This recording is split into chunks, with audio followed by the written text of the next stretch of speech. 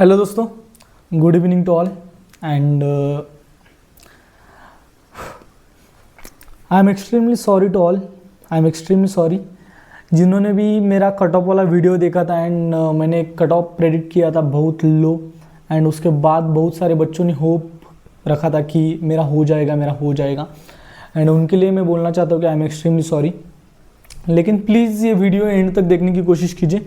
मैं आपसे बात करना चाहता हूँ थोड़ी देर प्लीज़, क्योंकि ऐसा है कि मैं एक टीचर हूँ एंड मेरे साथ बहुत सारे बच्चे कनेक्टेड है एंड मेरे दोस्त है, बहुत जिगरी यार है, वो भी पढ़ाई कर रहे हैं। ऐसे स्टूडेंट है जो बहुत ज़्यादा मेहनत कर रहे हैं, ऐसे स्टूडेंट है जो बहुत ज़्यादा प्रिपरेशन कर रहे हैं लेकिन उनकी फैमिली उनको सपोर्ट नहीं करती।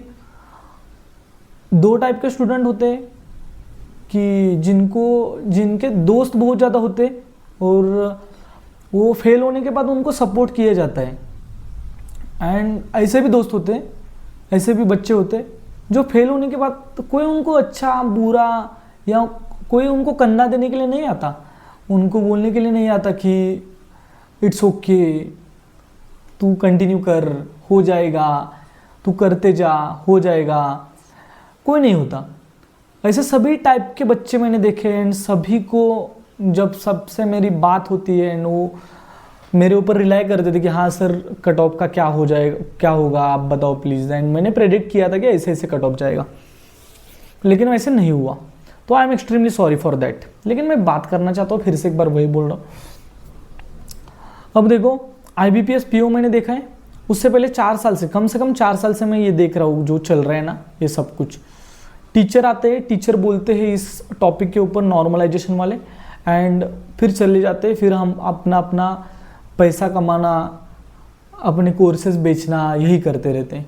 मुझे पर्सनल लगता है कि जो बड़े टीचर है ना, हम छोटे टीचर है, हम बड़े होने वाले, बड़े होने के बाद हम कुछ भी कर सकते हैं लेकिन अब मैं कुछ नहीं कर सकता, मेरे हाथ में बहुत कम चीज़ें हैं। मैं बाकी टीचर्स को रिक्वेस्ट कर सकता हूँ, स्टूडेंट्स को रिक्वेस्ट कर सकता हूँ क्योंकि आप कुछ तो करो, यानी कि क्या करना है, मैं किस टॉपिक के ऊपर बोलना चाहता हूँ, क्या बोल रहा हूँ। अगर आपको समझ में नहीं आ रहा तो देखो कि मैंने बहुत सारे एग्जाम्स दिए, बहुत सारे एग्जाम्स क्लियर किए एंड देखा है कि क्या क्या होता है, लेकिन ये नॉर्मलाइजेशन कभी समझ में नहीं आया कि क्या चलता है। उसके बाद महाराष्ट्र में लास्ट ईयर 100 वैकेंसीज थी, बेसिक 100 वैकेंसीज थी, कट ऑफ गया था 86। अब वैकेंसीज थी 1300 प्लस, प्रीलिम्स का कट ऑफ गया था 44, मेंस का कट ऑफ 82 गया जनरल का। इम्पॉसिबल है, जा ही नहीं सकता, ऐसा मुझे लग रहा है। नॉर्मलाइजेशन क्यों, इतना घटिया नॉर्मलाइजेशन क्यों?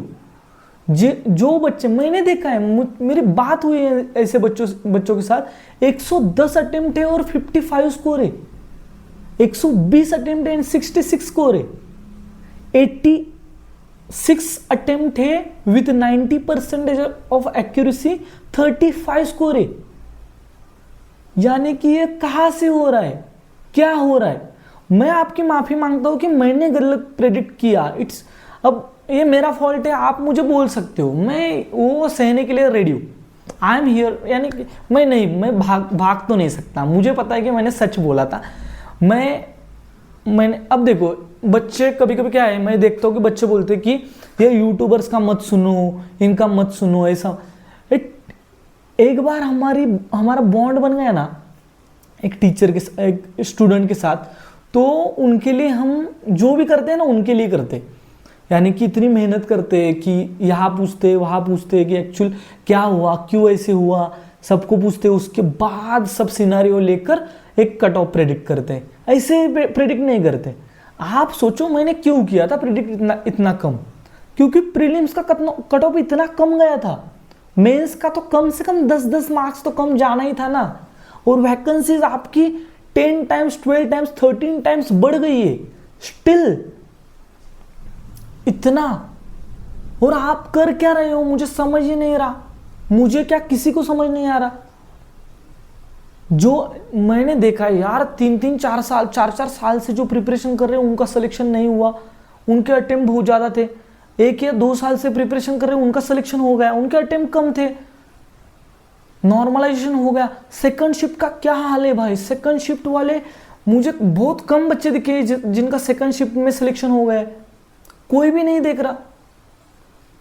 सेकंड शिफ्ट वालों का क्या, ये आपने किया क्या है? अगर मुझे क्या लगता है, अगर 14,000 बच्चे सेलेक्ट करने थे, 1,40,000 बच्चे लिए थे एंड 3 शिफ्ट में पेपर हुआ था, 3 शिफ्ट में पेपर हुआ है, इसका मतलब 50,000 बच्चे तीनों शिफ्ट से ये हुए थे।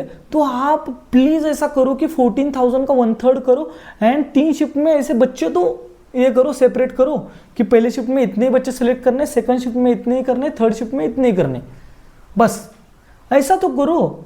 तो बच्चों के साथ तो इंसाफ होगा कि कंपटीशन फिर शिफ्ट वाइज हो गई। समझ ही नहीं रहा क्या, यानी कि क्या कर रही है। अब देखो ये बातें जो है ना, वो ऐसे कि आईबीपीएस पीओ के टाइम पे भी हमने बोली थी, इससे पहले मैंने देखी है, मैंने मेरे साथ होते हुए देखा है। उसके बाद वो आईबीपीएस में सेंटर में जो इश्यू होते वो देखा है, वो बच्चों के साथ देखा है क्या क्या होता है। क्या बोलूं यार, क्या बोलूं। मेरा ऐसा हो रहा है ना कि अगर आईबीपीएस वाला मिल गया ना तो बच्चों के हवाले कर दूंगा और बोलूंगा कि आप देखो इनको क्या करना है।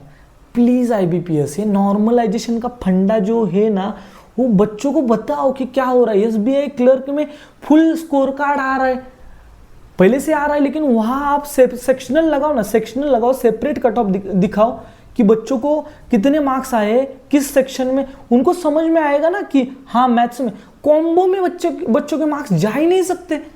मैथ्स एंड रीजनिंग में बच्चों के मार्क्स कितने कम होते हैं। जो बच्चा मेंस के लिए अपियर होता है 2, 3, 4 साल से प्रिपरेशन, अब देखो यहाँ 44 का कट ऑफ था, 45 जिनको मार्क्स थे उनके लिए मैं बात नहीं कर रहा।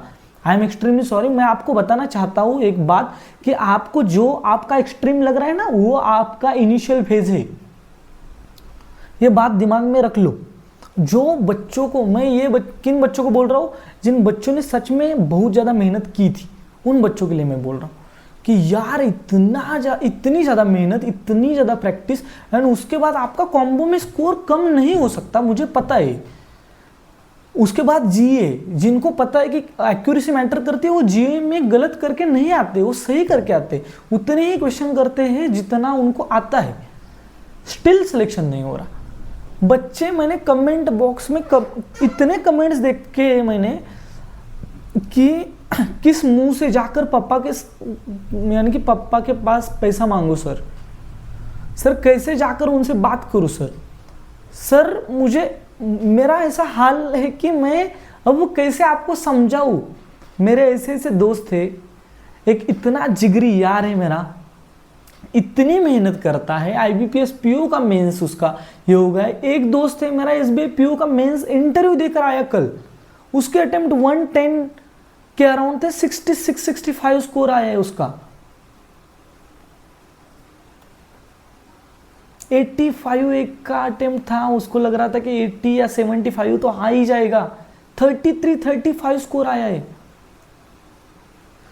अब देखो यहां मैं फ्रस्ट्रेशन निकल रहा हूँ, मुझे पता है कि यूट्यूब है, प्लेटफॉर्म है बड़ा, लेकिन आपकी भावनाएं मैं समझ सकता हूँ, मैं सभी बातें समझ सकता हूँ। उसके लिए मैं सॉरी कि अगर मेरी वजह से आपको हो पाया होगा कि आपका हो जाएगा। एट द एंड लक चाहिए, 1% या 10% बोल सकते हो आप, 1% आईबीपीएस एसबीआई के अकॉर्डिंग आप 1% का आप 10% लेकर जाओ। 10% लक चाहिए, 90% आपका हार्डवर्क है। एट द एंड आपका सिलेक्शन हो जाएगा अगर आपने नहीं छोड़ा तो। लेकिन ये जो है आईबीपीएस एसबीआई, इन्होंने ट्रांसपेरेंसी रखनी चाहिए। फर्स्ट पॉइंट, प्रीलिम्स में कुछ भी करो आप, शिफ्ट वाइज लो, लेकिन मेंस शिफ्ट वाइज मत लो। मेंस एक ही लो, सभी बच्चों के साथ एक ही कंपटीशन करो। अगर ये नहीं हो रहा है आपसे तो आईबीपीएस पीओ, एसबीआई पीओ, जो बच्चे सिलेक्टेड कैंडिडेट है उनको लेकर जाओ वो पैनल में, और ऐसा पेपर बनाओ कि तीनों शिफ्ट की लेवल 90 to 95% तो सेम रहे। उनको पेपर देने को बोलो, तीनों मार्क्स कितने आते हैं देखो, तीनों पेपर में अगर सेम मार्क्स आ रहे हैं तो वो इक्वली ये करो। या प्लीज एक सेंटर, बहुत सारे सेंटर ये करो एंड एक ही टाइम पे पेपर लो। नॉर्मलाइजेशन में क्या गेम चल रहा है वो बच्चों को बताओ।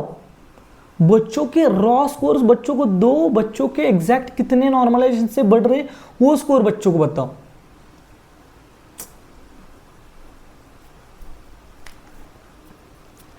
ऐसा है कि ये बोल चुका हूं मैं, ऐसी बातें बोल चुका हूँ, IBPS PO के टाइम पे भी बता चुका हूँ यार कि प्लीज़ प्लीज़ प्लीज़। अब ये ऐसा है कि बड़े बड़े जो प्लेटफॉर्म्स है उन्होंने ये टेक लेना चाहिए। आशीष सर है, अंकुश सर है, द कांस्टेंट गाइड है, फिर हमारे यानी कि बहुत सारे बड़े बड़े टीचर, अमर सर, अड्डा वाली टीम, ओलियो बोर्ड वाली टीम, टेक्स्ट बुक वाली टीम, ऐसे बहुत सारी टीम, यस ऑफिसर की टीम, निमिषा मैम, ये जो बड़े बड़े टीचर्स हैं उनको हम उनको यानी कि मेरा टेलीग्राम चैनल है, इसके नीचे आपको लिंक मिल जाएगा। वहाँ 900 या 1000 बच्चे हैं, उतने तो बच्चे हैं, उनको मैं कन्विंस कर सकता हूँ कि आप अगर हमारा ट्विटर कैंपेन लगे उसमें पार्टिसिपेट करें। मेरे बहुत सारे स्टूडेंट हैं, उनको बोल सकता हूँ कि प्लीज़ ऐसा करो। लेकिन ये किसी ने तो स्टार्ट करना चाहिए, बड़े लोगों ने, बड़े लोग ये कर सकते हैं। हम बड़े होने के बाद आई गारंटी, मैं बड़ा तो होके दिखाऊंगा, लेकिन आई गारंटी कि मैं आपके लिए बोलूँगा, कुछ भी करने के लिए तैयार रहूँगा। क्योंकि क्यों इतना सारा पैसा लेते हो यार, बट इमोशनली आप अटैच हो मुझे पता है, लेकिन बात करके छोड़ो मत ना बच्चों को। मुझे पता है, मैं देखता हूँ हर एक टीचर के, बड़े बड़े जो टीचर हैं उनके कमेंट सेक्शन भरे हुए होते हैं, बच्चे इमोशनली उनको अटैच हो गए कि सर आप हो इसलिए हम हैं, आप हो इसलिए हमें पता है। लेकिन ये बच्चे आपको पे करते हैं ना सर। बड़े बड़े टीचर्स को मैं यही कहना चाहता हूँ, ये बच्चे आपको पैसा दे रहे हैं। मुझे पता है कि आप इमोशनली अटैच हो, आप बोलने में माहिर हो, सब कुछ सही है, लेकिन आप रिस्पॉन्सिबल हो इन बच्चों के लिए। आप प्लीज़ रिस्पॉन्सिबिलिटी उठाओ। आपके 4-4, 5-5, 10-10 लाख बच्चे फॉलोअर्स है, उन बच्चों को लो, कैंपेन चलाओ, धरने लगाओ। वो क्या बोलते खान सर वगैरह SSC के लिए करते हैं, हम क्यों बैंकिंग के लिए नहीं कर सकते? मैं आऊँगा, खुद आऊँगा यार, मैं बच्चों को लेकर आऊँगा। अगर ये नॉर्मलाइजेशन का फंड, क्योंकि कैसे कैसे कमेंट है यार, कैसे कैसे कमेंट है। क्या बच्चे बोल रहे कि सर अब कैसे पढ़ूँ, पढ़ने का मन ही नहीं करेगा, मम्मी पापा को कैसे मुंह दिखाऊं, बाहर कैसे निकलूं, पैसे कैसे मांगू, शादी का टाइम आ गया सर, 3-4 साल से कर रहा हूं सर, घर में परेशानी है सर। और इतना करने के बाद गारंटी थी सर, गारंटी की हो जाएगा, स्टिल नहीं हुआ। अब क्या करूं सर? कभी कभी क्या होता है कि आंसर नहीं दे सकते बच्चों को हम, कैसे करें कन्विंस उनको कि करना होगा आपको, keep going, keep hustling.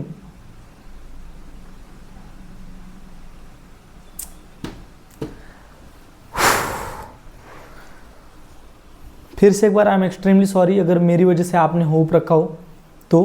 And मेरा ऐसा है कि मैं कंप्लीट एनालिसिस करके सच्चाई के बेसिस पे मेरा जो भी व्यूज़ है वो रखने की कोशिश करता हूँ।